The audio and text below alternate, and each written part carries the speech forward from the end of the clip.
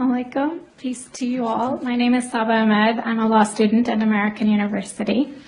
I am here to ask you a simple question. I know that we portray Islam and all Muslims as bad, but there's 1.8 billion Muslim followers of Islam. We have 8 million plus Muslim Americans in this country, and I don't see them represented here. But my question is, how can we fight an ideological war with weapons? How can we ever end this war? The jihadist ideology that you talk about, it's an ideology. How can you ever win this thing if you don't address it ideologically? Great question. I am so glad you're here, and I am so glad you brought that up because it gives us an opportunity to answer.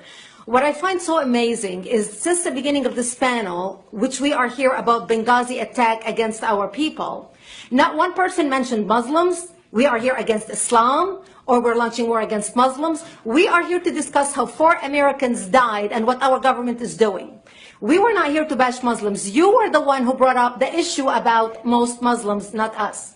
And since you brought it up, allow me to elaborate with my answer. There are 1.2 billion Muslims in the world today. Of course, not all of them are radicals. The majority of them are peaceful people.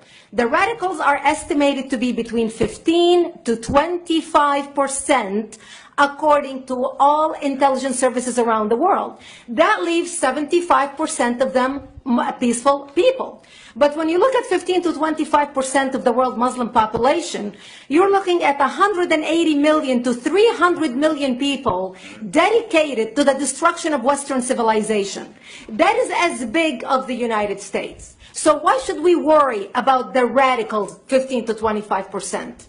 Because it is the radicals that kill. Because it is the radicals that behead and massacre. When you look throughout history, when you look at all the lessons of history, most Germans were peaceful. Yet the Nazis drove the agenda. And as a result, 60 million people died.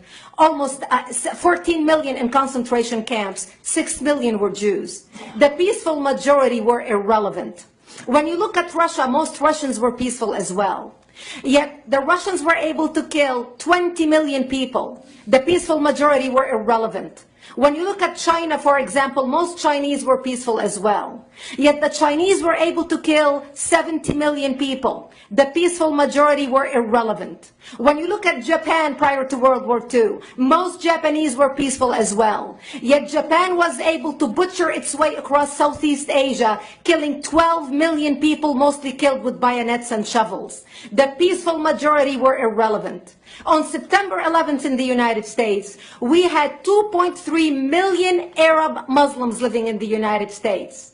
It took 19 hijackers, 19 radicals to bring America down to its knees, destroy the World Trade Center, attack the Pentagon, and kill almost 3,000 Americans that day. The peaceful majority were irrelevant. So for all our powers of reasons and us talking about moderate and peaceful Muslims, I'm glad you're here. But where are the others speaking out? And since you are the only Muslim representative,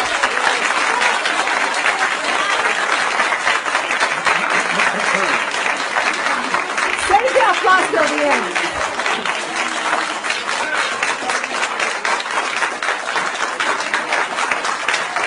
Thank you.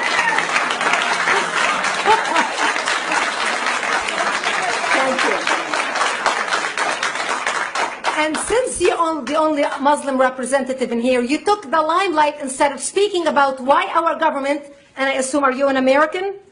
You're an American citizen. So as an American citizen, you sat in this room and instead of standing up and saying a question or asking something about our 4 Americans that died and what our government is doing to correct the problem, you stood there to make a point about peaceful, moderate Muslims. I wish you brought 10 with you to question about how we can hold our government responsible. It is time we take political correctness and throw it in the garbage where it belongs and start calling it fair.